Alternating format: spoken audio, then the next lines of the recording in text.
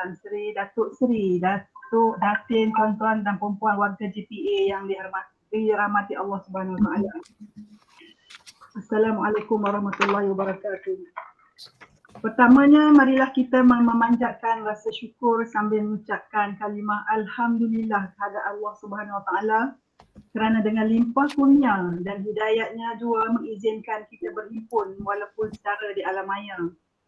Tidak lupa juga selawat serta salam kita kepada junjungan yang besar Nabi Muhammad SAW dan para sahabat baginda di atas segala pengorbanan dan perjuangan agung yang menegakkan syiar Islam di segenap penjuru bumi Allah. Mudah-mudahan berkat tahun baru 1443 Hijrah ini, kita sentiasa dikurniakan kekuatan untuk melawan wabak COVID-19 yang semakin mengorbankan nyawa. Dan semoga Allah hilangkan virus COVID daripada muka bumi ini. Sidang hadirin yang dihormati sekalian, hari ini 12 Ogos 2021 bersamaan dengan 3 Muharram 1443 Hijrah. Surau Umar Abdul Aziz JPA telah menganjurkan sesi ceramah khas wanita, tapi lelaki pun boleh join ya, yang bertajuk Mencari Kedamaian Al-Quran yang akan disampaikan oleh yang berbahagia Datuk Dr. Ustazah Nur Hafizah Musa. Kita semua kenal kan, beliau seorang pendakwah yang sudah tidak asing lagi. Selamat datang Datuk Dr. Ustazah. Ya, sama-sama Puan Rohaya. Okey, sidang hadirin yang dihormati sekalian, sebelum kita mendengar ceramah daripada Ustazah, izinkan saya menceritakan sedikit biodata tentang penceramah jemputan kita pada kali ini. Boleh ya Ustazah? Sikit-sikit je Puan Rohaya. Panjang saya tengok ni. Tak payah pun. Penceramah jemputan kita seperti yang kita ketahui, yang berbahagia Datuk Dr. Ustazah Nur Hafizah Musa. Beliau berasal daripada kampung Kuala Jempol, orang Negeri Sembilan ni saya ceritakan sikit ya Ustazah, yang berbahagia Datuk Ustazah Nur Hafizah Musa mula mendapat pendidikan pada peringkat mendapat peringkat yang seterusnya ya. Peringkat sarjana muda di Universiti Yarmouk, Jordan dalam bidang sastra, bahasa Arab dan pengajian Islam. Seterusnya beliau menyambung pengajian pada peringkat sarjana di Universiti Malaya di Jabatan Dakwah dan Pembangunan Ihsan. Kemudian Ustazah telah menerima penganugerahan Doktor Falsafah dari Akademi Pengajian Islam. Ustazah juga telah dianugerahkan Tokoh Ma'al Hijrah peringkat daerah Jempol Negeri 9 pada tahun 1440 Hijrah bersamaan dengan tahun 2018. Tahniah Ustazah. Sekarang ni Ustazah dah bertugas sebagai pensyarah kanan di Universiti Teknologi Malaysia Kuala Lumpur. Kemahiran khusus Ustazah adalah psikologi dakwah dan pembangunan ihsan. Ustazah telah mendirikan rumah tangga dengan Ustaz Dr. Azhar Yaakob dan dikurniakan 7 orang cahaya mata, Masya Allah. Penglibatan Ustazah dalam dunia dakwah bermula sejak kepulangan Ustazah dari Jordan lagi ya. Kini Ustazah merupakan penulis buku, kolumnis majalah, panel slot Usrati di IKIM FM, panel program Tanyalah Ustazah TV9, Al-Hidayah TV3, Forum Perdana TV1 dan lain-lain program yang penerbitan yang bersifat keagamaan ya. Aktif betul Ustazah ni ya. Selain aktif di radio dan juga di TV, Datuk Dr. Ustazah Nur Hafizah merupakan master trainer itu pembimbing pelatih yang mengasaskan banyak modul dalam pelatihan untuk remaja, wanita dan korporat dan merupakan konsultan di Daraini Management Academy dan syarikat Airborne Discovery Sembilan Hat. Selain daripada itu, Ustazah Nur Hafizah dan suami juga merupakan pengerusi dan penasihat kepada Ma'had Tahfiz Integrasi Madinatul Hufaz di Gombak. Ustazah juga telah mencetuskan rancangan beliau sendiri. Betul Ustazah, itu rancangan Jom Tu Jannah yang boleh diikuti di Facebook dan juga YouTube ya. Okey, sidang hadirin yang dimuliakan, tanpa melengahkan masa, majlis diteruskan dengan ceramah sebab kita memang nak dengar ceramah Ustazah, dah lama kita tunggu ya. Dan oleh itu marilah sama-sama kita pinjamkan sebentar mata kita, telinga kita dan hati kita untuk menghayati ilmu yang bakal disampaikan. Sehubungan dengan itu majlis dengan penuh takzim mempersilakan yang dihormati Datuk Dr. Ustazah Nur Hafizah Musa untuk menyampaikan ceramah yang bertajuk Mencari Kedamaian Melalui Al-Quran. Dipersilakan Ustazah. Terima kasih Puan Rohaya. Bismillahirrahmanirrahim. Assalamualaikum warahmatullahi wabarakatuh. Allahumma lakal hamdu hatta tarda, wa lakal hamdu idza radita, wa lakal hamdu ba'da ridha, wa usalli wa usallim ala nabiyyina wa habibina wa syafi'ina wa zukhrina Muhammad sallallahu alaihi wasallam wa ala alihi wa ashabihi ajma'in. Terima kasih kepada Puan Rohaya selaku pengerusi majlis kita pada pagi ini. Yang dihormati lagi disegani yang berbahagia Tan Sri Muhammad Khairul Adib bin Abdul Rahman, Ketua Pengarah Perkhidmatan Awam. Yang berbahagia Datuk Sri Haji Suhaimi bin Mahbar, Timbalan Ketua Pengarah Perkhidmatan Awam, Bahagian Pembangunan. Yang berbahagia Datuk Dr. Roslina binti Lazami, Timbalan Ketua Pengarah Perkhidmatan Awam, Bahagian Operasi. Pengarah-pengarah bahagian, semua pegawai dan kaki tangan JPA, Barisan Urus Setia, Jawatan Kuasa Surau Umar Abdul Aziz selaku penganjur pada pagi ini, muslimin muslimat yang berada bersama-sama dalam platform Google Meet dan juga sahabat-sahabat tuan-puan yang bersama-sama menerusi platform Facebook Live pada pagi ini. Kepada semua, Assalamualaikum warahmatullahi wabarakatuh. Waalaikumsalam warahmatullahi Sihat wabarakatuh. ke semua sahabat di JPA? Alhamdulillah. Alhamdulillah. Okay, Puan Fakhrina, Puan Nur Nazira, apa khabar Puan Izan Azura? Ini nama-nama yang terpapar. Puan Sandy Yati, Alhamdulillah sihat katanya kepada semualah mungkin tak dapat Ustaz nak sebut nama satu persatu, tapi doa dan harapan kita semua agar Allah melindungi kita daripada segala bentuk kemudaratan, segala jangkitan wabak penyakit, dan Allah mengurniakan kepada kita seluruh kebaikan, kesembuhan, kesejahteraan. Amin amin ya rabbal alamin. Alhamdulillah hari ini akhirnya insya-Allah maknanya permulaan program kita dapat bertemu. Mudah-mudahan sampailah ke akhir program nanti. Setelah beberapa kali kita terpaksa pindah ataupun tangguh jadual yang telah kita persetujui kerana beberapa kekangan dan kesibukan juga di pihak ustazah dengan pelbagai tanggungjawab. Jadi ustazah benar-benar merafakkan syukur kepada Allah Azza wa Jalla kerana Allah dengan inayahnya, dengan pertolongannya, hari ini kita dapat bertemu dalam sebuah program tazkirah yang menampilkan sebuah tajuk yang sangat ustazah sukai. Untuk pengetahuan muslimin muslimat, tajuk ni bukan ustazah yang pilih, ini Puan Rohaya pilih kot. Ini AJK Surau Omar Abdul Aziz yang pilih. Dan kan AJK yang pilih kan AJK yang pilih Alhamdulillah. Sebenarnya sahabat-sahabat semua, kita boleh bariskan macam-macam tajuk macam-macam tajuk untuk tazkirah, ceramah dan sebagainya. Tapi secara peribadi dan sejujurnya, ustazah selalu rasa teruja bila tajuk itu berkait dengan Al-Quran. Pernah sekali tu ustazah tak berapa sihat kan, tolak semua jemputan ceramah pada waktu malam. Memang masa tu memang kalau malam tu memang nak, kalau boleh nak berikan satu kerehatan lah kan pada tubuh badan, tolak semua.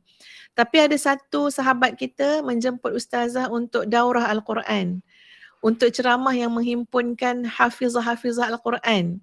Jadi lupa terus, sakit ke tak sakit ke lupa, terus semangat, teruja, terus bagi jawapan langsung, insyaAllah boleh. Jadi Alhamdulillah bertemulah dengan program tersebut walaupun pada waktu malam yang ketika tu ustazah sebenarnya tak berapa sihat. Jadi termasuklah sahabat-sahabat, bila ustazah melihat tajuk kita pada pagi ini, Masya Allah, Subhanallah, ada satu perasaan keterujaan. sebelum ni Ustaz tak perasan sangat. Sebenarnya baru pagi tadi je perasan. Kenapa kalau tajuk pasal Quran tiba-tiba rasa teruja? Pagi tadi sahabat-sahabat baru perasan dan baru terasa, ya Allah ya Tuhan, syukur ya Allah, nikmat. Ya, syukur ya Allah nikmat yang kau beri. Hati aku ni, ya mungkin aku ni tak baik sangat, mungkin hati pun tak bersih sangat. Tapi Alhamdulillah masih ada titik, ya masih ada lagi ruang dalam hati tu yang bila menyebut tentang Al-Quran, kita rasa sangat teruja. Jadi dengan tajuk kita pada pagi ni sahabat-sahabat sekalian, iaitu, apa tajuk dia Puan Rohaya? Teruja tapi lupa. Ya, tajuk dia mencari kedamaian melalui Al-Quran. dengan Al-Quran. Ya, tajuk dia mencari kedamaian dengan Al-Quran. Masya Allah, subhanallah. Ustazah berharap, berdoa kepada Allah Azza wa Jalla agar Allah membantu Ustazah pada pagi ini, ya, untuk menyampaikan sebuah perkongsian yang insya-Allah mudah-mudahan ia bermanfaat untuk kita mengubah kehidupan kita menjadi yang lebih baik lagi insya-Allah. Ya, dan kita pun masih lagi dalam suasana hijrah, ya, memperingati hijratul Rasul sallallahu alaihi wasallam, ya, dalam awal Muharram ini. Jadi mudah-mudahan di antara langkah hijrah yang besar dalam hidup kita adalah bagaimana untuk kita berhubung dengan Al-Quran, bermuamalah dengan Al-Quran, dan ya insya-Allah pada pagi ini kita akan sama-sama kongsikan tentang mencari kedamaian dengan Al-Quran. Sahabat-sahabat yang dikasihi sekalian, sebelum tu saya nak kongsi sikit, ya Ustazah baru ni membaca satu perkongsian sahabat, ya, tentang kehidupan seorang ulama, tuan-puan sekalian. Ya, bagi saya cari sekejap. Ya, tentang kehidupan seorang ulama. Subhanallah ya, tuan-puan sekalian. Ini cerita dia. Nama ulama itu adalah Syekh Ali As-Sabuni. Ya, Syekh Ali As-Sabuni.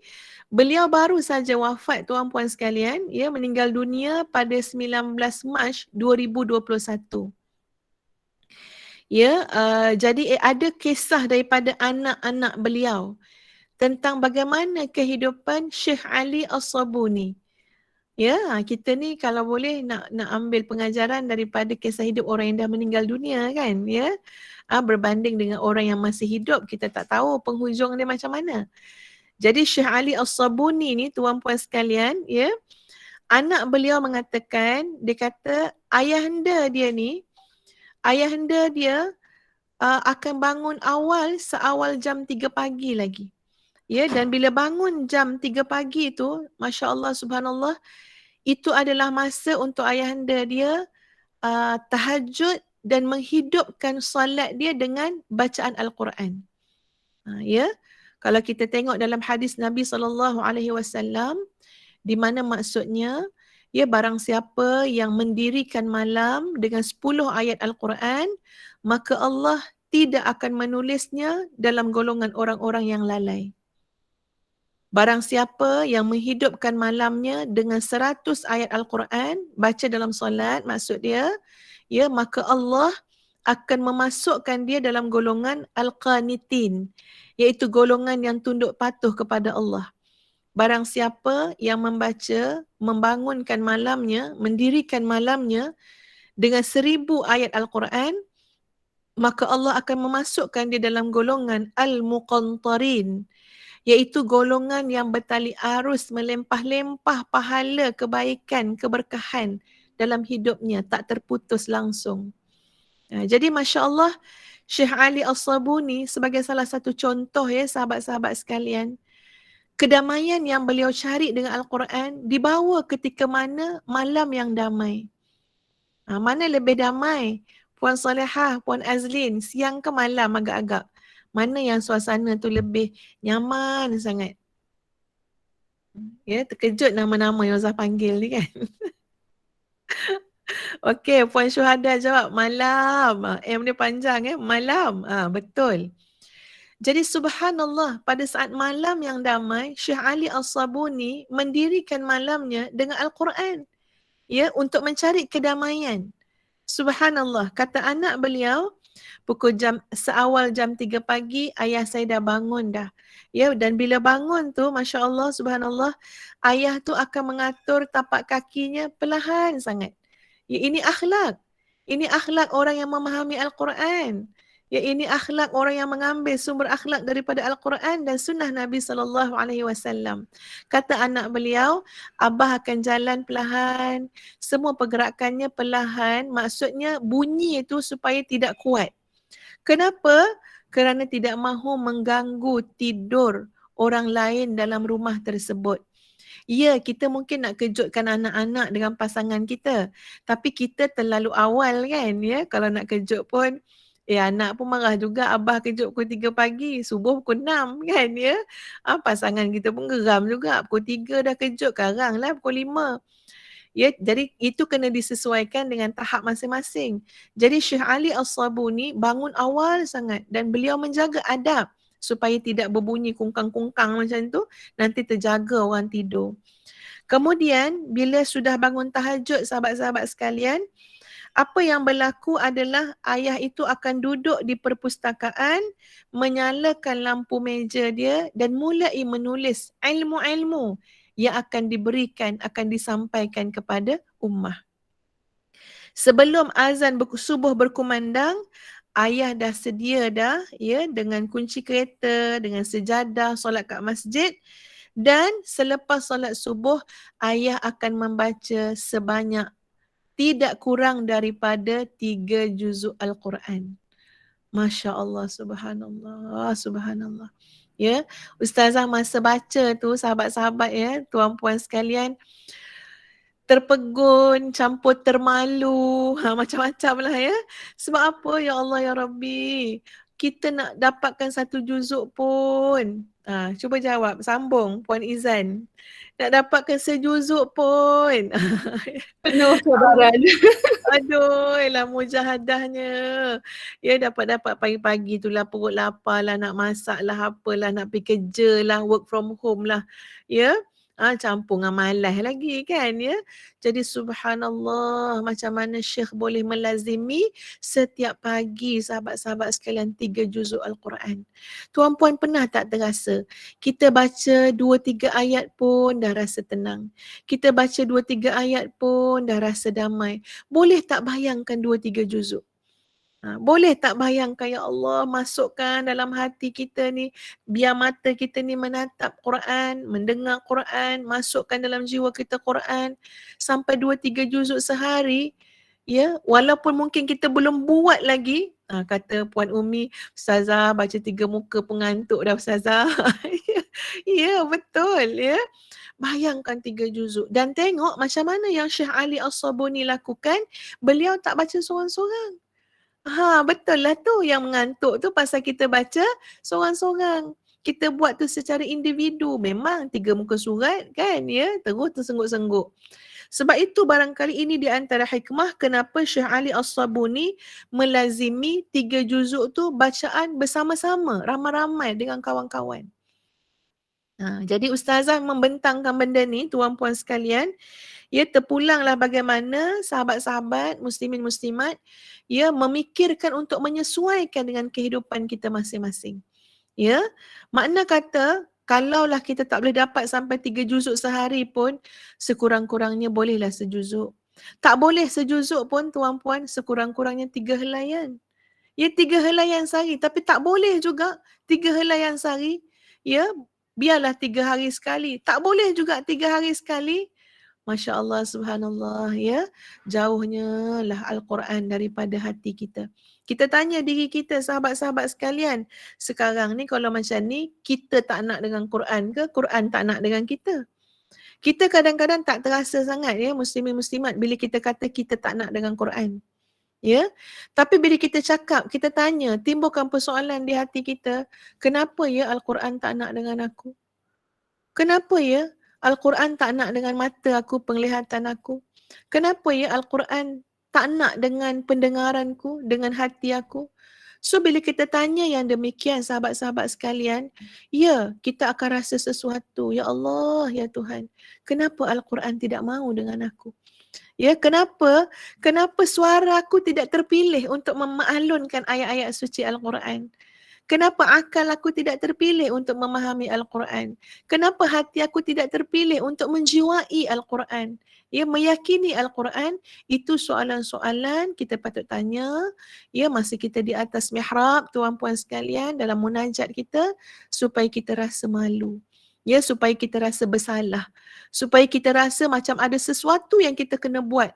Dan antara benda yang paling penting yang kita kena buat, kalau kita rasa macam Al-Quran ni tak naklah dengan aku, dia macam ada sesuatu lah, macam ada jarak lah, cepat-cepatlah sahabat-sahabat sekalian, kita beristighfar dan bertaubat kepada Allah Azza wa Jalla atas dosa-dosa dan maksiat yang kita lakukan. Sebenarnya sebenarnya Al-Quran tak nak dengan kita. Ini bagi jawapan lah ya. Itu cuma kita rasa macam nak bagi insaf je kan. Ya, sebenarnya Al-Quran ni memang Allah turunkan untuk kita. Allah yang maha baik, tuan puan sekalian, tahu kita akan sesat di atas muka dunia ni. Kita akan sesat. Bukan sekejap kita hidup, 10 tahun, 20 tahun, 40 tahun, 50 tahun, kita akan sesat kalau tak ada panduan.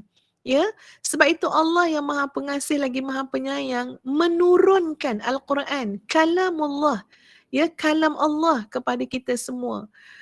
Tak ada pun, ya, bukan bermakna Allah nak jauhkan kita daripada Quran, tak.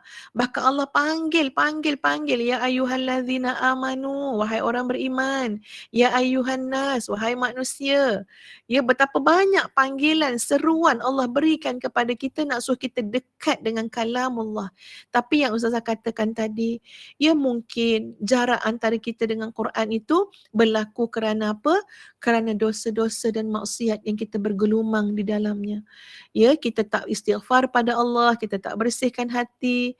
Ya, jadi kita tu ada kebosanan, kita tu tak ada keterujaan dengan Quran.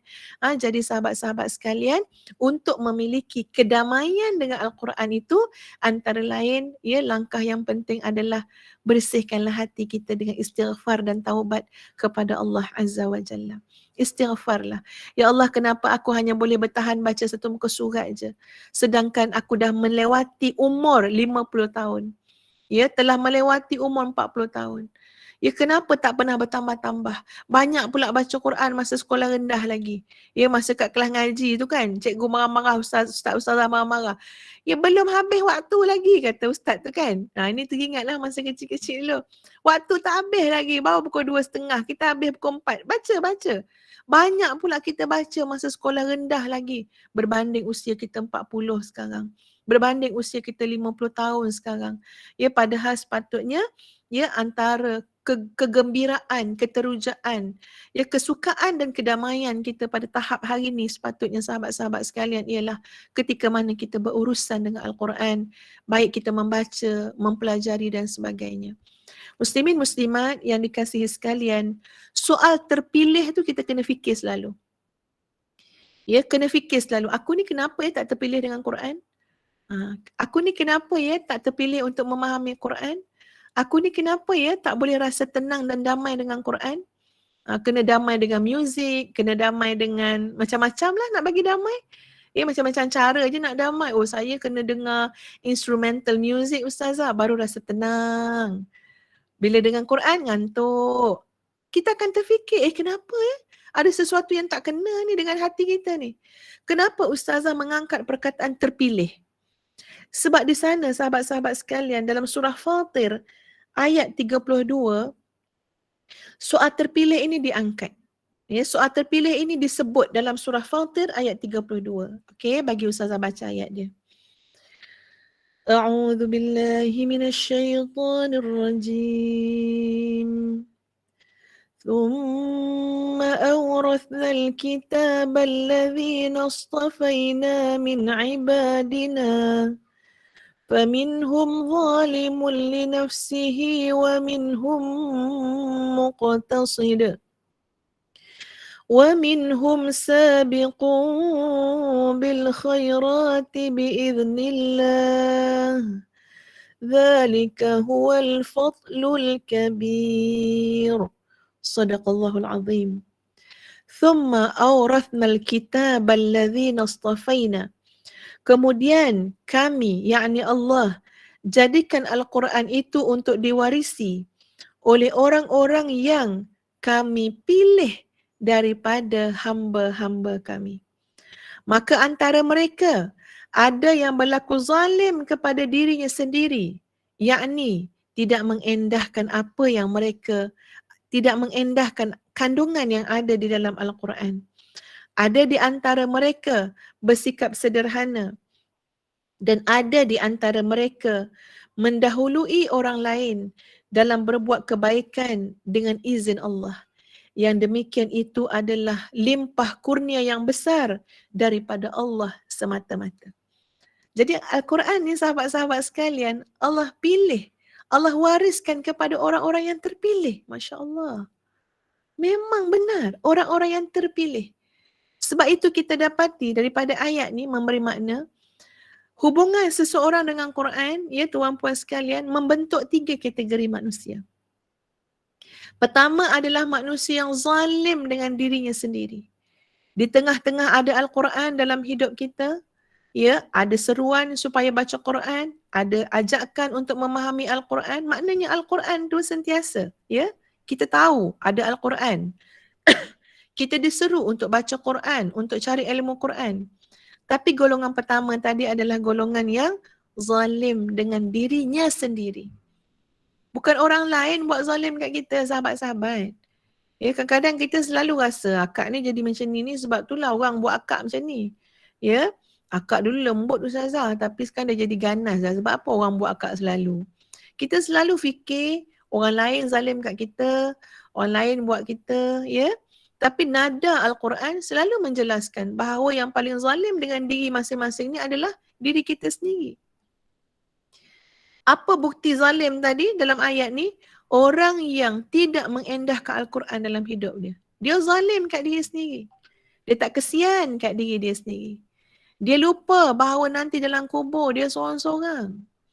Ada satu kehidupan namanya alam barzakh. Tak tertolong kat orang lain tuan-puan. Tak ada orang lain yang akan menemankan. Dia lupa pada waktu itu dia berharap Al-Quran datang memberikan syafaat kepada dia. Dia lupa perjalanan hidup ke akhirat besok. Yang semua masing-masing hidup nafsi-nafsi. Melolonglah minta tolong dengan orang lain. Dengan suami, dengan isteri, dengan anak-anak. Masing-masing menguruskan hidup masing-masing. Menguruskan nasib masing-masing. Tapi akan ada yang datang memberi syafaat. Akan ada yang Allah izinkan untuk membela kita. Menjadi peguam bela kita. Siapa? Al-Quran. Al-Quran akan datang untuk bagi tahu. Untuk menjelaskan. Ya, apa dia? Aku dulu adalah yang dia baca sehingga menyebabkan tidur malam dia terganggu.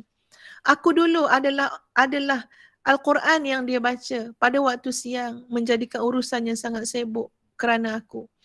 Subhanallah sahabat-sahabat sekalian, kalau kita zalim kepada diri kita sendiri, kita sengaja nak bagi hidup kat dunia ni sengsara, gelisah, tak ada kedamaian, tak ada ketenangan, tak ada petunjuk, maka kita jauh daripada Quran. Ini adalah golongan pertama yang digambarkan dalam ayat ni. Iaitu golongan faminhum zalimun li nafsih. Mereka ini zalim pada diri mereka sendiri. Mereka letak Quran di hujung-hujung mata.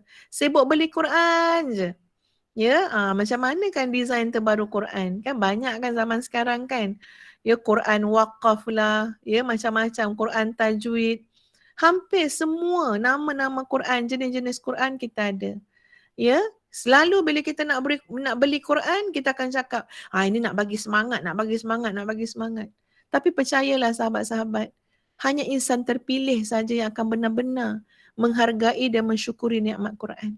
Walaupun kita dah ada Quran paling cantik, walaupun kita dah ada Quran paling banyak, walaupun kita ada Quran paling terkini, versi terjemahan dia dan sebagainya, tapi hanya hamba Allah yang terpilih sahaja yang benar-benar Allah kurniakan ya kedekatan hubungan dengan Quran, yang Allah berikan kedamaian dengan Al-Quran. Itu golongan pertama.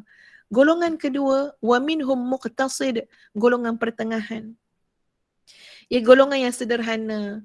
Ada masa ingat, ada masa lupa, ada masa ambil, pengajaran daripada Quran ada masa tinggal. Ya, ini golongan yang sederhana. Tapi golongan yang lebih baik sahabat-sahabat sekalian adalah golongan yang pertama, iaitu wa minhum sabiqun bil khairatim biiznillah. Wa minhum sabiqun bil khairati biiznillah. Iaitu golongan yang mendahului orang lain. Masya Allah, subhanallah, terpilihnya, terpilih. Sentiasa dulu dari orang. Ya, mungkin dekat JPA, ya, ahli jemaah surah Omar Abdul Aziz ada yang macam ni.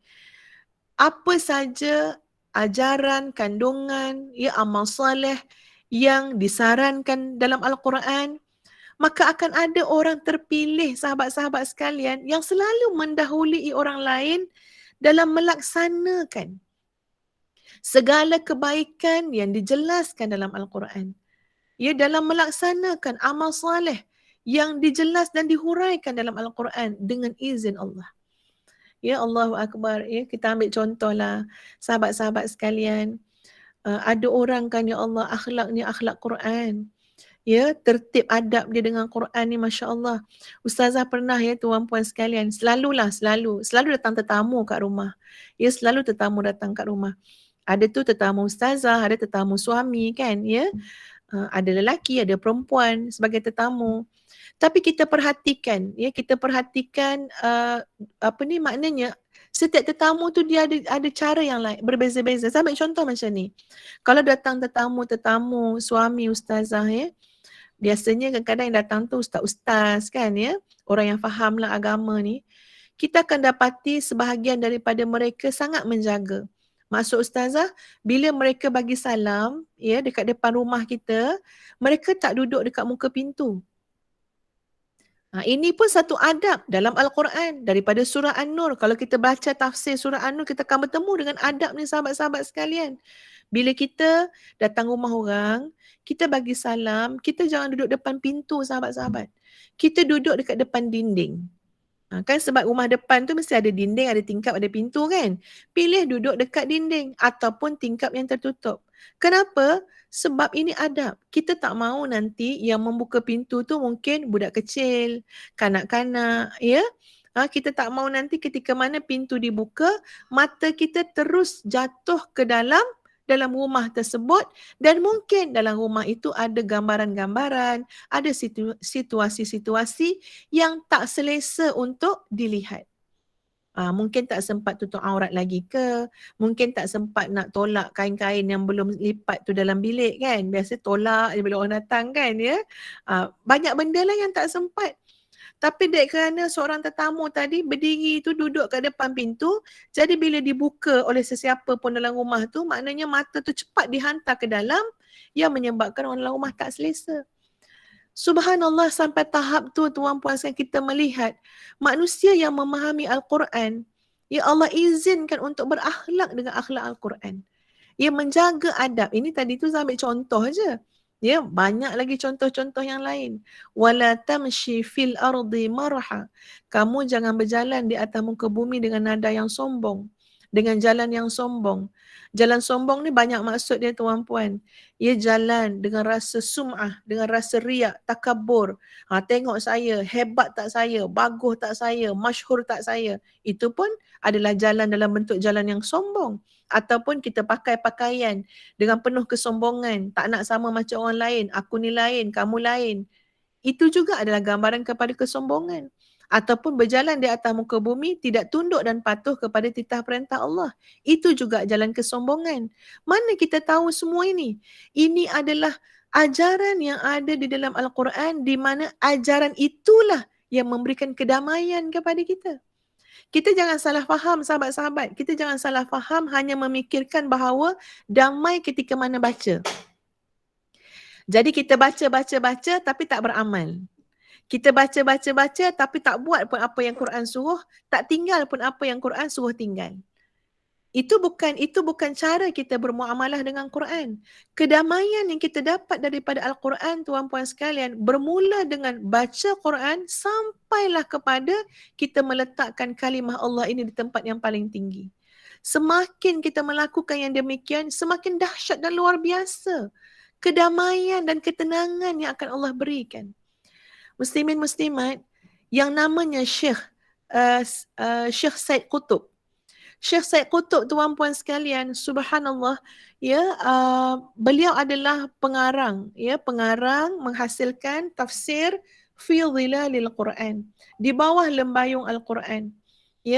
Kalau kita melihat dalam fi dhilalil Quran, bermula daripada kalau tak silap Ustaz, surah Al-Isra sampailah ke habis kan, ke hujung, kita dapati cara olahan kata-kata dalam penafsiran tu ataupun disebut taswirul fan. Taswirul fan ni maknanya gambaran-gambaran macam divisualkan. Apa yang kita baca tu rasa ternampak-nampak. Maknanya kehebatan Syekh Qutb dalam memberikan penafsiran tadi, menghuraikan penafsiran sampai kita rasa macam ternampak-nampak benda yang kita baca tu. Sebab apa? Halusnya dia menghuraikan dan menerangkan. Tapi sahabat-sahabat, kenapa daripada surah Al-Isra sampai habis? Kenapa yang tu sedap sangat, halus sangat, dalam sangat? Ketika itu Syekh Qutb berada di dalam penjara.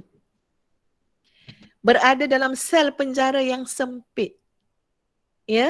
Yang orang akan merasakan dalam penjara ni ada ketakutan, kegelisahan, kesunyian, boleh depression, kan, tekanan macam-macam, boleh kemurungan, duduk dalam penjara. Tapi subhanallah, Syekh Qutb kata apa? Dalam hidup aku, saat yang paling mendamaikan aku, yang paling stabil emosi aku, paling stabil diri aku adalah semasa aku berada di dalam penjara. Kenapa? Sebab Syekh Qutb tidak duduk penjara seorang-seorang, tuan-puan. Beliau hidup dengan Al-Quran. Beliau hidup dengan kalam Allah, dengan mengingati Allah. Jadi Masya Allah, subhanallah, berubah tempat sempit jadi lapang, kesunyian rasa terhibur, kan, kesulitan rasa kesenangan, apa lagi, kegelisahan rasa ketenangan, kedamaian. Masya Allah, dengan izin Allah, melalui kalam Allah, melalui Al-Quran. Jadi golongan yang paling bagus tadi adalah golongan yang bila dia baca Al-Quran, sahabat-sahabat sekalian, dia mendapat kedamaian bukan saja dengan baca, tetapi Allah memilih dia untuk mengatasi orang lain dalam melaksanakan ajaran Al-Quran, kebaikan-kebaikan yang disarankan oleh Al-Quran, maka dia selalu terpilih untuk mendahului orang lain dalam perkara tersebut. Kita mungkin kadang-kadang dunia ni sahabat-sahabat menyebabkan kita selalu nak bersaing, kan? Nak bersaing, nak berlumba. Betul Puan Noliza, Puan Maihana, Puan Suzarni, Yusmi, kan? Itu Ustaz bukan kata orang lain, Ustazah pun sama. Kadang-kadang kita nak bersaing, nak apa? Macam-macam lah kita nak berlumba-lumba, kan, Yang kadang-kadang kita berlumba tu, bersaing tu, kita hanya menghabiskan tenaga kita kepada persaingan dan perlumbaan yang Allah tak pandang pun. Kita nak bersaing, okey, simpanan siapa paling banyak? Ada Allah heran simpanan tu. Semua tu Allah juga yang bagi semua tu. Kita bersaing, siapa paling lawa? Ada Allah heran siapa paling lawa? Allah cipta semua tu. Kita bersaing siapa paling terkenal? Ada Allah heran. Ada tak baca dalam Quran ke dalam apa ke? Ada pahala untuk orang apa ni, maknanya akhirat besok masuk syurga sebab terkenal? Tak ada. Bendanya jelas Allah sebut dalam Quran, dalam hadis Nabi SAW. Tapi kita suka menghabiskan kudrat kita, keupayaan dan tenaga kita pada perlumbaan-perlumbaan yang memenatkan tu. Dah lah penat, tak bahagia, sakit hati, sakit jiwa, kemurungan, semua ada. Tapi kita duduk juga dalam perlumbaan tu. Ya Allah suruh berlumba ni yang menenangkan, yang mendamaikan apa dia? Berlumba untuk memahami Al-Quran. Berlumba untuk mengamalkan ajaran Al-Quran. Berlumba untuk menghias diri kita dengan akhlak Al-Quran. Walaupun kita rasa macam benda tu penat, kita rasa macam penat. Kita rasa macam payah. Tapi buat dulu. Cuba buat dulu. Sebab bila kita buat, sahabat-sahabat sekalian, ia bukan soal kepenatan, tapi kepuasan. Ia bukan sesuatu yang meletihkan, tapi kedamaian dan ketenangan. Selagi mana kita tak buat, kita tak tahu. Jadi sahabat-sahabat, muslimin muslimat di JPA khususnya, Allah beri kita tenaga. Allah beri kita akal, Allah beri kita panca indera, Allah beri kita kekuatan. Jangan bazirkan dalam perlumbaan dan persaingan yang Allah tak pandang pun. Ya, jadi biar betul ke mana nak diarahkan tenaga ni. Di mana nak diguna pakai akal, hati dan sebagainya. Jadi itu adalah merujuk kepada ayat 32 surah Fatir. Sekarang mari kita melihat surah Fatir ayat 29 hingga 30. Ya. Ustazah bacakan ayatnya. A'udzu billahi minasyaitonir rajim.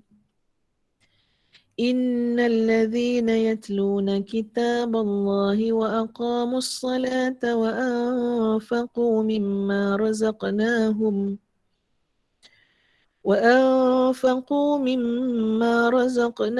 سرا وعلانية يرجون تجارة لا تبور ليوفيهم أجورهم ويزيدهم من فضله إنه غفور شكور. Sesungguhnya orang-orang yang selalu membaca kitabullah dan tetap mendirikan salat serta mendermakan apa yang kami kurniakan kepada mereka secara sembunyi atau secara terang-terangan dengan mengharapkan sejenis perniagaan yang tidak akan mengalami kerugian, supaya Allah menyempurnakan pahala mereka dan menambahi mereka dengan limpah kurnianya. Sesungguhnya Allah Maha Pengampun, lagi sentiasa membalas dengan sebaik-baiknya akan orang-orang yang bersyukur kepadanya. Dalam ayat ni sahabat-sahabat sekalian, Allah bagi tahu 3 golongan yang tak pernah rugi atas dunia. Tuan puan, kita ni kan yang kadang-kadang kecut perut, tak sedar hati lah kan, dia serabut lah. Sebab apa? Sebab rugi. Sebab takut rugi. Kita tak naklah ada anak tapi rugi. Tak naklah kahwin tapi rugi. Tak naklah bisnes tapi rugi. Tak naklah kerja tapi rugi. Kan kita tak nak rugi kan? Ya, maknanya makna di sebalik rugi tu berkat, untung, barakah. Kan? Jadi bila sebut tentang kerugian, kerugian itulah yang akan menarik nilai ketenangan dan kedamaian dalam hidup kita. So kita nak apa dia? Kita nak untung selalu, kita nak bertuah, kita nak berkat, kan? Maka dalam ayat ni sahabat-sahabat sekalian, Allah bagi tahu 3 golongan. Ya, 3 golongan yang Allah janjikan apa dia? Dia tidak akan rugi. Allah akan sempurnakan pahala untuk dia. Allah akan tambah nikmat kurniaan kepada dia. Siapakah golongan itu? Golongan pertama yang disebutkan oleh Allah ialah alladzina yatluna kitaballah, iaitu orang-orang yang membaca kitabullah. Kenapa tak kata yaqra'una kitaballah? Qara'a pun membaca juga kan? Kenapa selalu digunakan baca tu dengan perkataan yatlun? Yatlun tu maksudnya sahabat-sahabat, tala yatlu maknanya baca dan ikut. Ya, kalau qara'a boleh kata baca saja. Tapi bila kata tala yatlu, maknanya adalah bersama dengan ikutan. Bersama dengan kita buat apa yang kita baca. Yatlun. Baca yang disertai, diikuti dengan kita ikut apa kehendak dalam Al-Quran. Jadi orang yang yatluna kitaballah, orang yang tilawah Al-Quran, ya, nama tilawah daripada perkataan tala tadi kan, ya, yang tilawah Al-Quran, orang yang menjaga salat, orang yang mendermakan hartanya, ya, sama ada secara terang ataupun sembunyi, mereka tidak pernah rugi dalam hidup. Berbahagialah. Ya, selalu jadi orang bertuah. Selalu beruntung di mana-mana. Jadi subhanallah sahabat-sahabat sekalian, Al-Quran memberikan penjelasan kepada makna kehidupan yang sebenar. Ya, kita ni yang jadi tak damai, gelisah sebab kita tak bertemu dengan makna dan nilai sesuatu tu dengan tepat. Betul tak tuan puan? Ya, kita tak bertemu dengan nilai dan makna sesuatu tu dengan tepat. Sebab tu kita keluh kesah. Tapi sebaik kita mengetahui sesuatu tu nilainya di mana, ya, ketepatannya di mana, hati kita akan tenang. Kenapa? Sebab kita tidak mahu tuan puan sekalian memburu sesuatu yang salah, nanti kita akan sesat. Ya, itu macam orang berlawan dengan angin. Pernah tak nampak orang, ya, berlawan dengan angin? Budak-budak kecil pun dah tak nampak dia bersilat. Dia kata dia Ultraman. Ultraman ni tak ada pun gegasi ke apa. Dia duduk berlawan lah dengan angin. Penat tak? Penat sesaja. Lepas tu kan nak susu, ngantuk, tidur. Tak apalah budak kecil, comel juga kan. Ya. Tapi kita orang tua berlawan dengan angin, orang kata orang gila tuan-puan. Ya, kita kata penat ni. Kenapa? Tadi abah berperang. Berperang dengan siapa? Dengan angin. Kadang-kadang macam tu tuan-puan. Sebab apa? Sebab kita tak tahu nilai yang sebenar. Kita berpenat lelah pada benda yang tak ada nilai pun. Benda yang akan hilang. Macam mana angin yang berarak berlalu tuan-puan sekalian. Macam itulah dunia dan harta benda. Jawatan, pangkat, kedudukan. Yang kadang-kadang kita tu berusaha sangat untuk mendapatkannya. Berpenat lelah. Tapi akhirnya kita dapati semua tu tidak wujud pun. Semua tu fana. Semua tu musnah. Tapi bila kita tahu apa yang sebenarnya kita kena buat, apa yang kekal, walal akhiratu khairun wa abqa, dan hari akhirat itulah yang paling baik, yang paling kekal, so kita akan rasa damai. Ya, damai buat sesuatu walaupun orang tak nampak, tapi Allah Maha melihat. Ya, innallaha la yudhi'u ajral muhsinin. Allah tak pernah mensia-siakan pahala untuk orang-orang yang berbuat baik. Soal manusia nampak tak nampak, tahu tak tahu, itu bukan urusan yang kita patut fikirkan. Ya, Allah Maha mengetahui. Yang patut kita fikirkan adalah bagaimana untuk menjernihkan niat kita dalam melakukan sebarang benda yang kita buat, sebab Allah pandang niat kita tu. Allah pandang hati kita tu. Jadi sahabat-sahabat sekalian, ya, alangkah damainya dengan Al-Quran ketika mana kita memahami Al-Quran. Memahami Al-Quran sebab Al-Quran adalah dustur kepada hidup kita, petunjuk kepada hidup. Kita selalu salah faham. Kita selalu keliru. Apatah lagi dekat akhir zaman. Lagi banyak fitnah. Lagi banyak kekeliruan. So bagaimana untuk menghadapi kekeliruan ini? Ataupun zaman fitnah ini? Kembali untuk memahami Al-Quran. Yatluna kitab Allah. Kita baca dan kita ikut. Baca, faham dan ikut. Ya, insya-Allah. Itulah sebenarnya gambaran bagaimana Al-Quran akan memberikan kedamaian kepada hidup kita. Masya Allah, subhanallah ya tuan-puan sekalian. Ustazah sharekan ya. Satu hadis Nabi SAW untuk lihat tahap mana kedamaian tu kita akan nikmati ya. An Abdullah bin Amr bin al-As anna Rasulullah SAW qala, diriwayatkan daripada Abdullah bin Amr bin al-As bahawa Nabi SAW bersabda, Man qara'a al-Qur'ana faqad istadraja an-nubuwah baina jambayhi ghaira annahu la yuha ilayhi. La yanbaghi li sahibil Qur'an an yajidda ma'a jidd wa la yajhal ma'a jahlin wa fi jawfihi kalamullah. Maksudnya adalah siapa yang baca Quran, dia mengambil setingkat demi setingkat ilmu kenabian masuk jauh ke dalam dirinya walaupun tiada lagi wahyu diturunkan untuknya. Masya Allah ya. Siapa baca Quran, umpamanya tuan-puan sekalian, dia mengambil setingkat demi setingkat ilmu kenabian, nubuwah. Nabi memang dah tak ada dah kan, ya, Khatimul Anbiya wal Mursalin Nabi kita Muhammad SAW. Tapi nak bagi tahu, ibaratnya macam kita baca Quran ni macam kita berada naik istadraj, meningkat spiritual kita, kerohanian kita. Ya, nilai kerohanian tu ditinggikan oleh Allah dengan kita apa? Baca Quran satu ayat ke satu ayat. Bila sebut tentang istadrajan nubuwah, meningkat ketinggian kepada apa? Macamlah seperti mana ilmu kenabian. Dia takkan sampai tahap Nabi ya, pasti takkan sampai ya, Nabi penutupnya Nabi SAW. Tapi nak bagi tahu, insya-Allah kerohanian kita akan meningkat, lebih baik lagi, lebih bersih lagi, lebih tinggi lagi. Dengan apa? Dengan man qara al-Quran, barang siapa yang membaca Al-Quran. Sebab ya, Al-Quran adalah kalamullah yang Allah turunkan melalui malaikat Jibril kepada Rasulullah sallallahu alaihi wasallam. Seorang nabi dan rasul. Ya, Khatimul Anbiya wal Mursalin. Dan hari ni kita baca balik kalamullah itu. Inilah kalamullah yang diturunkan kepada Nabi SAW. Maknanya sahabat-sahabat, kalaulah kita menjiwai betul-betul kan masa kita baca Quran, ya Allah kita terasa ini kalamullah, ini yang diturunkan pada Nabi SAW, ya. Dan kita selalu yakin bahawa amalan yang kita lakukan ini akan disaksikan. Yang menjadi saksinya adalah Allah, Rasul dan orang-orang yang beriman. Jadi bila saksi ni Allah, Rasul dan orang beriman, apakah kita nak baca Quran dalam keadaan ngantuk-ngantuk?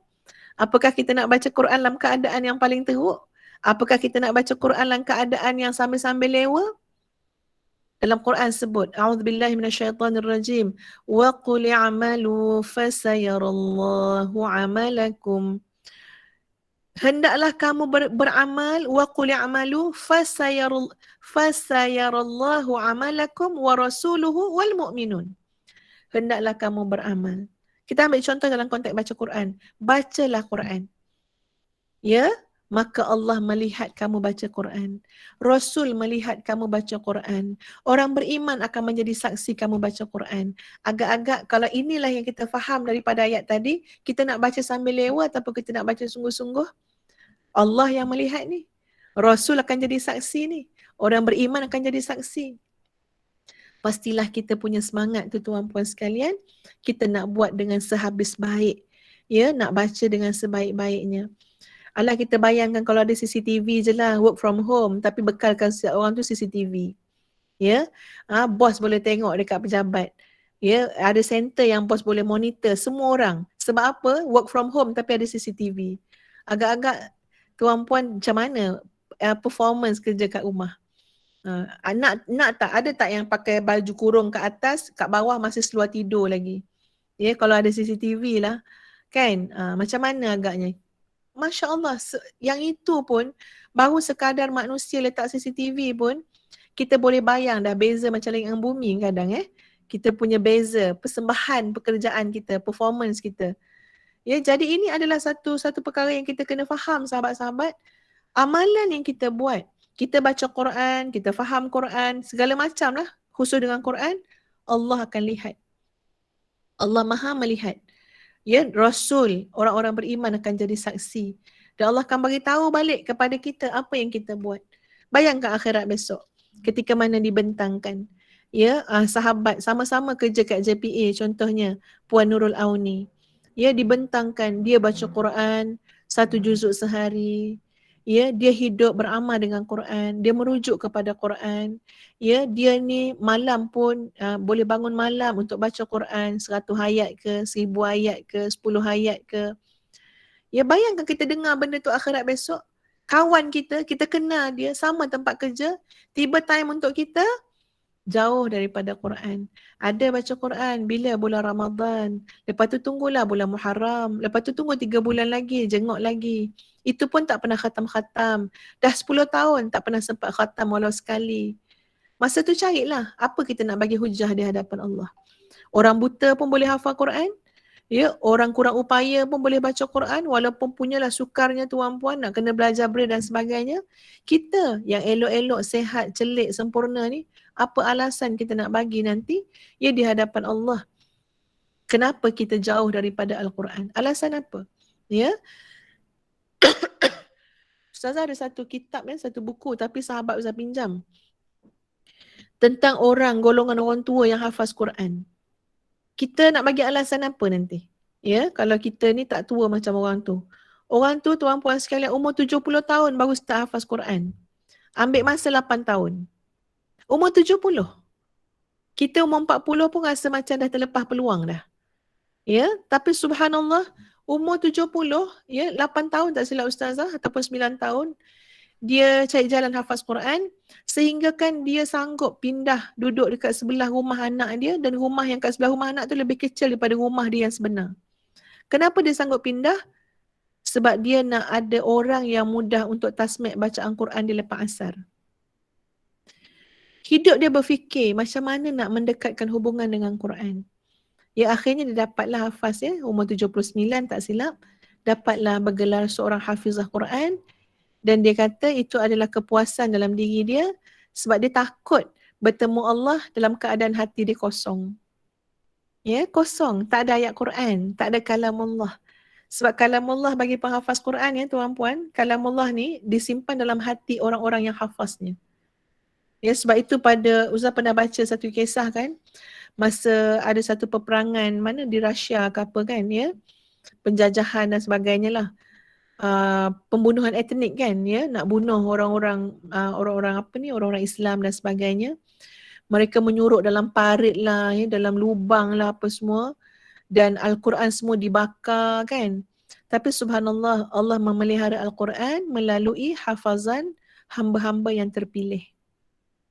Ya, hamba-hamba yang terpilih. Jadi Masya Allah tuan-puan sekalian, ya sama-sama kita fahami baik-baik bahawa kedamaian dengan Quran adalah ketika mana kita berurusan dengan Quran, muamalah kita dengan Quran bukan sebatas baca saja, tapi ia menjadi amalan, cara hidup kita, rujukan kita, sumber kita.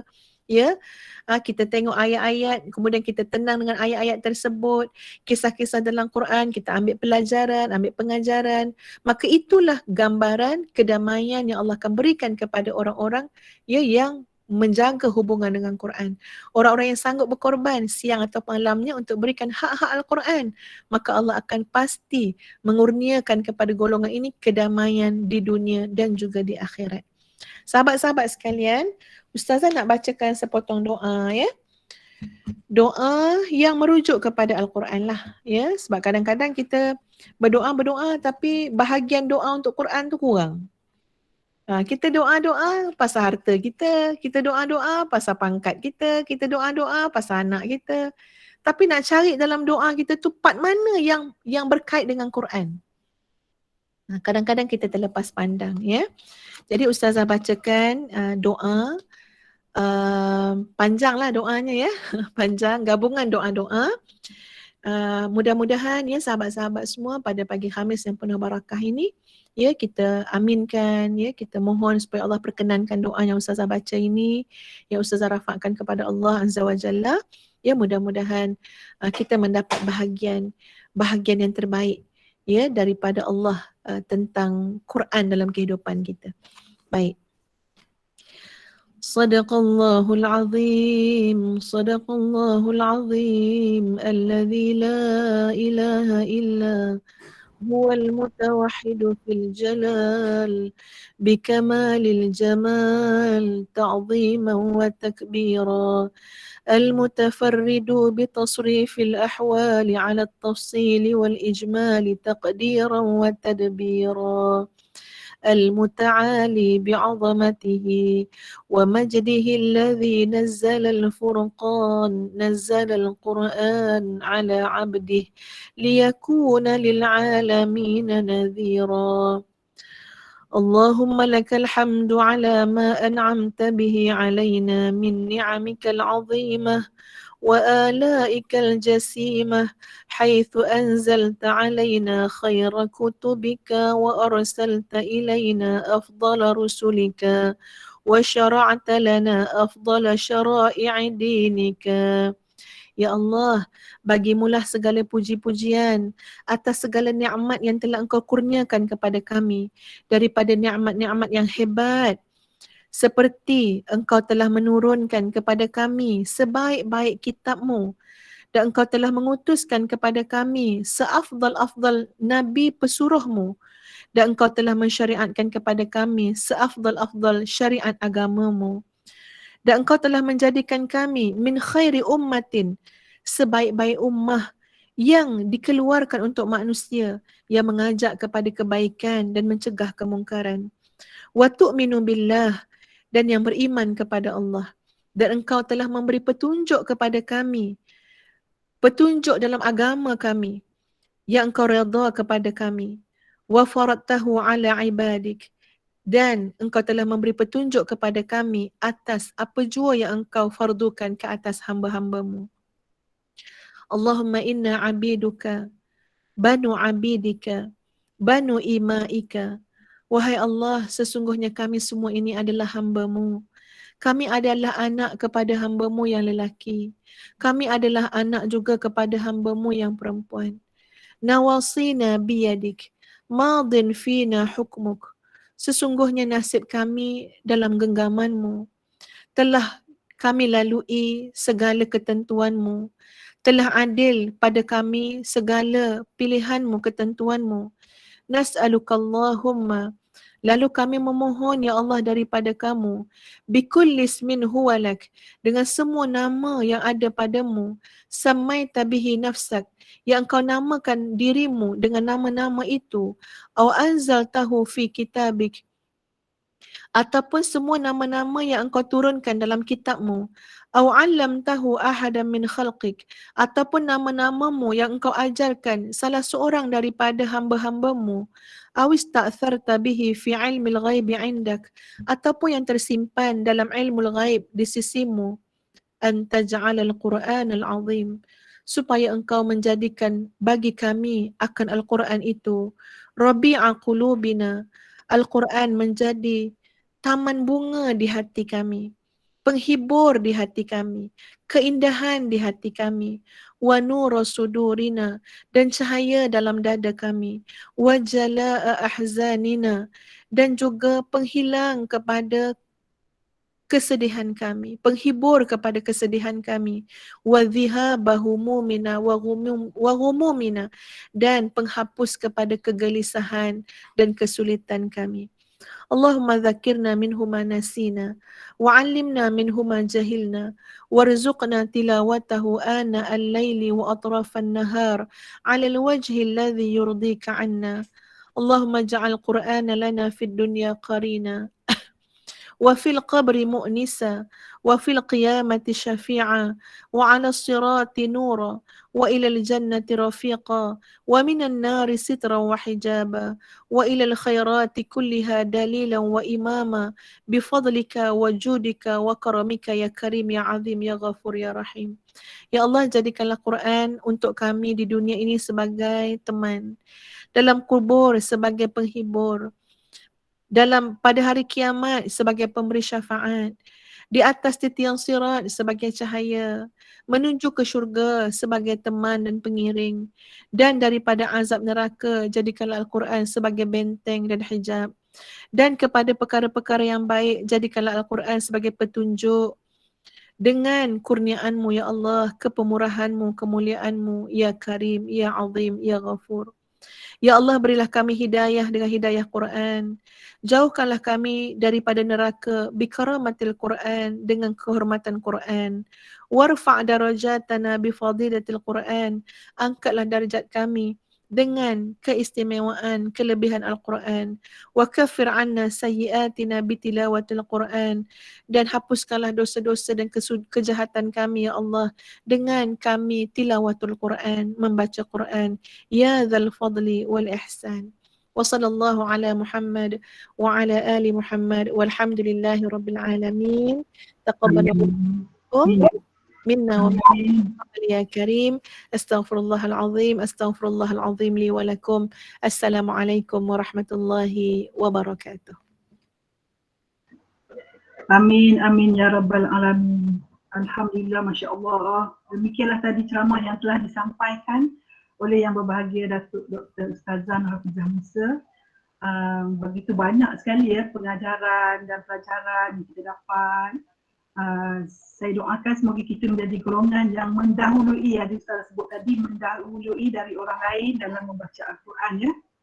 Semoga apa yang disampaikan sebentar tadi dapat dijadikan pengajaran, teladan dan dapat menambahkan ilmu dan menjadikan amalan dalam kehidupan seharian kita sebagai umat Islam. Marilah kita berpesan-pesan kepada sahabat-sahabat kita yang tidak berkesempatan bersama kita pada pagi ini. Hashtag jom baca Quran ya. Semoga hari-hari kita disinari ya. Semoga kita mendapat ketenangan dalam hidup dengan membaca Al-Quran. Terima kasih banyak-banyak Ustazah. Muslimin, muslimat yang dimati sekalian ya. Saya buka peluang kepada siapa-siapa yang ingin bertanya soalan sebab bukan mudah kita nak jumpa dengan Ustazah ni walaupun secara di alam maya. Jadi saya ada dapat pertanyaan daripada Puan Izan Azura. Mohon Ustazah kongsikan tips nak mudah ingat hukum tajwid. Boleh Ustazah kongsikan? Terima kasih. Baik, terima kasih. Okey, pertama sekali, kalau kita memang dah belajar tajwid daripada kecil, ya, itu lebih baik lagi lah. Ya, sebenarnya apa saja ilmu yang kita pelajari dan kita ingat daripada kecil, menurut ulama, itu umpama kita mengukir di atas batu. Bila sebut mengukir di atas batu ni, dia tak mudah lupa, dia sebati kan ya. Jadi Ustazah kata ni sebabnya puan-puan, ibu-ibu sekalian ada anak-anak cucu kan ya. Jadi ambil kesempatan waktu emas belajar Quran, belajar tajwid ni masih kecil. Biasakan dia, lazimkan dia dengan bacaan yang betul ya. Sebab itu kita akan bertemu ramai orang, dia tak tahu pun hukum tajwid tapi bacaan dia betul. Kalau kita tanya ini apa ni, dia tak tahu itu mad lazim, kalimi musaqqal ke apa, tak tahu. Tapi betul pula dia baca. Itu kebiasaan yang dia baca daripada kecil. Ya, okey. Yang kedua, bila kita dah besar, ya, cerita orang dah besar pula ni kan, macam mana nak ingat hukum-hukum tajwid ni? Ya, pertama mestilah mulazamah, maknanya melazimkan, membiasakan. Ya, biasakan. So bila kita baca, contohnya kita baca surah apa? Kita ambil surah yang pendek-pendek, ambil surah Al-Fatihah ke, yang biasa kita baca kan, ataupun ambil surah Al-Ikhlas kan, surah An-Nas. So bila kita ambil surah-surah tu, kita memang baca melazimkan tajwid. Ya, melazimkan tajwid. So daripada, kalau kita melazimkan tajwid pada juzuk yang ke-30 pun, insya-Allah dia akan memberikan kesan kepada juzuk-juzuk yang lain. Ya, jadi kita tu maksud melazimkan tu lebih baik lagi kalau kita dapat baca secara syafawi dengan guru kita. Kita mungkin ambil, kita nak betul-betul nak talaqi ni, ya, kita nak baca ni betul-betul talaqi depan guru juzuk 30 saja contohnya, itu pun sudah memberikan kesan yang baik pada juzuk yang lain. Sebabnya hukum tu dia berulang-ulang je, hukum tajwid tu. Ya, okey. Sama juga sebenarnya kalau kita dapat ingat betul-betul hukum tajwid tu baguslah. Maksud ingat tu tahu. Okey, ni mad lin, ini mad iwad. Kan, tahu. Itu sangat bagus. Tapi ada orang dia tak tahu pun. Dia tak ingat tapi baca betul. Itu pun sudah memadai. Ya, maknanya yang penting tu baca tu betul. Jadi kita tu kena banyak membaca di hadapan guru. Ya, di hadapan orang yang lebih tahu lagi. Itu lebih confident bila kita baca, kita tengok, dan sekarang dipermudahkan dengan Quran tajwid dan sebagainya ya. Tapi itu Quran tajwid tu bagi ustazah kalau itu macam last lah ya. Dah cara last lah tu ya, macam tak dapat nak nolong dah kan. Macam tu okey lah pakai Quran tajwid, nampak merah tu dengung kan. Tapi nanti kita itu tak membina kita punya kecaknaan terhadap hukum tu sebenarnya. Kita cuma tengok pada warna je kan ya. Jadi kalau boleh tu sahabat-sahabat, kita melazimkannya dengan bergurulah dengan seseorang yang kita boleh baca ya dengan betul. So ambil perhatian. InsyaAllah nanti kita akan ingat bila dibiasakan ya. Wallahu a'lam. Terima kasih Ustazah. Ustazah bagi berapa minit Ustazah untuk kita sesi. 2 soalan lagi insyaAllah. Ada soalan lagi satu Ustazah ya. Ustazah 10 suku dah ada mesyuarat. Ustazah 10 suku ada mesyuarat? Ya. Oh, nampaknya kita tak dapatlah sambung sesi. Satu soalan lagi Puan Raya. Satu soalan soalan lagi. Boleh. Okey. Daripada Puan Saadia Isa ya, Ustazah, cara untuk faham maksud Al-Quran. Kadang-kadang baca tafsir agak keliru. Itu soalan dia Ustazah. Memang kena belajar. Ya, kita boleh melihat maksud umum terjemahan tu dengan melihat Quran terjemahan. Tapi Quran ni bukan difahami ikut kepala kita je. Ikut fahaman kita. Itu berkemungkinan akan salah faham, keliru dan sebagainya. Bahkan Al-Quran ni, cara penafsiran dia, ya, untuk faham Quran ni ada banyak. Ya, ada tafsir Quran dengan ayat Quran yang lain, ada tafsir Quran dengan hadis Nabi, ya, Masya Allah, macam-macam cara. So kita kena belajar. Maknanya boleh kita nak tengok Quran, sambil-sambil tengok dia punya terjemahan, ambil panduan umum boleh. Tapi untuk memahami dengan lebih dalam, kena belajarlah dengan orang yang lebih mahir insya-Allah. Terima kasih Ustazah. Ustazah jemput ya Puan Rohaya semua untuk berikan komitmen istiqamah dengan program Mihrabul Quran setiap pagi. Ya, di Facebook page Ustazah, jam 6.30 pagi dah bermula dah baca Quran dengan anak Ustazah sampai 6.45. Lepas tu 6.45 insyaAllah sampai 7.30 itu adalah tadabbur Quran bersama dengan Ustazah. Ya, kalau tak silap dah masuk siri yang ke 56 ke 57 ke. Jadi kena cari mana 50 siri tu kan. Boleh subscribe Ustazah punya YouTube lah, Ustazah Nur Hafizah Musa TV Online. So boleh dapat semua ceramah kat dalam tu. Mihrabul Quran memang satu program yang kita nak berikan penekanan supaya kita semua ni teruja dengan Quran, dekat dengan Quran, faham Quran. Ya, jadi boleh ikuti program tu di Facebook page Ustazah lah. Ya, Datuk Dr. Ustazah Nur Hafizah Musa punya Facebook. Alhamdulillah Ustazah, dekat JPA untuk maklumat Ustazah lah, kita juga ada buat program sebab masa PKP ni kan kita buat program dipanggil ODOJ tu One Day One Juzuk lah. Yes, Alhamdulillah. Dah habis dah yang program yang lepas dan insyaAllah kita akan buka semula lah ya Ustazah. Saya nak kupas sikit yang tadi tu, bukan nak kupas lah, yang 3 golongan yang Allah janjikan yang kita tak pernah rugi Ustazah ya. Selain daripada orang yang baca kitab Allah, orang yang jaga solat. Satu lagi saya tertarik untuk orang yang mendermakan hartanya, yang membelanjakan hartanya ke jalan Allah. Jadi saya nak promote sikit lah Ustazah.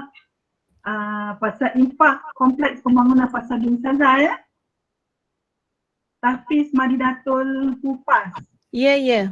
Saya promote sikit lah, kot ada sahabat-sahabat kita yang sudi nak infak duit gaji. Maksudnya bila kita dah PKP ni bekerja daripada rumah, kita dah tak pergi office kan, minyak kereta dah tak ada, tak payah top up sangat. So mungkin kita boleh belanjakan duit yang lebih tu kepada infak. Kita buat Ustazah punya tafiz ni lah.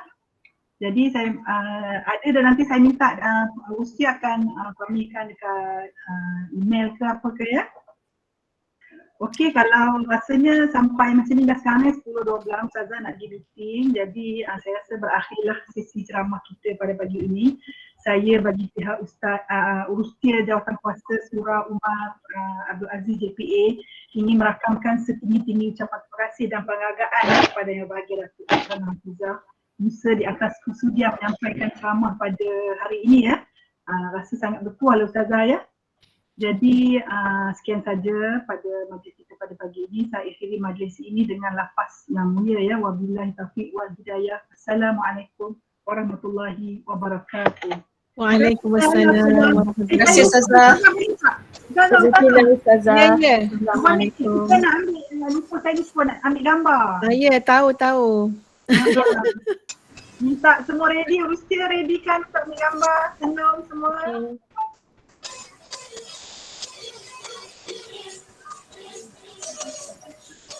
Okey, saya rasa dah ambil kot sebab tadi dah minta yang ready. Terima kasih banyak Ustazah. Okey, terima kasih semua. Assalamualaikum. Terima kasih Ustazah. Terima kasih Ustazah.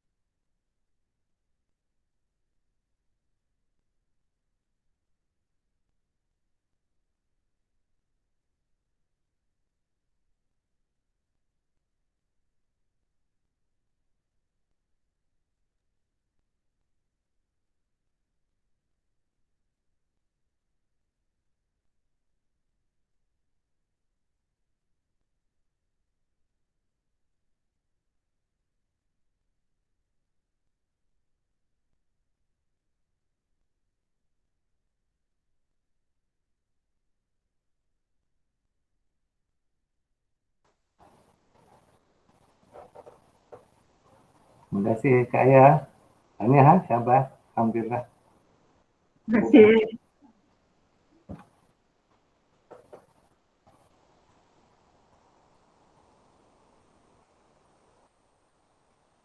Nanti yang rakaman tu kita akan masukkan dalam FB kan.